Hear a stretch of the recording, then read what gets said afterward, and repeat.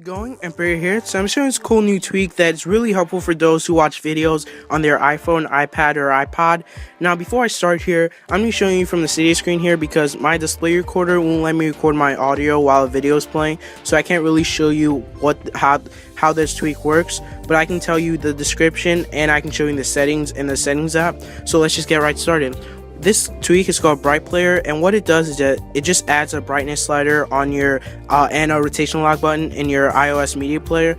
And this is especially useful in many ways because, as you know, when you're watching a video and you want to change the brightness, you have to actually exit out of the video, so you have to pause the video just to exit out.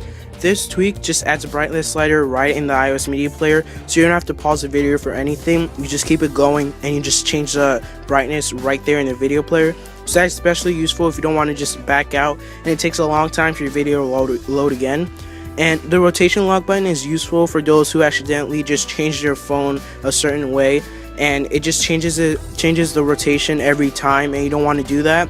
This just locks the rotation in place, so if you accidentally just change your rotation right away, it just locks it in place. You don't have to do that. It already has it on iPad, but I think it's useful for iPhone and iPod. So once again, it's called BrightPlayer, and it just adds a brightness slider and a rotation lock button in the iOS media player. There are some options in the settings. Let's just go right to it. In the settings, it just has two options. If you just want to show the lock button on or not, you just switch it on or not, and you can revert the brightness if you want it just to revert right away. So that is it for today. Once again, it's called BrightPlayer. It's made by Evil Goldfish, and it is free in the Cydia, so that's the best part of it. So once again, it's called BrightPlayer. So please like and subscribe, and I'll see you later.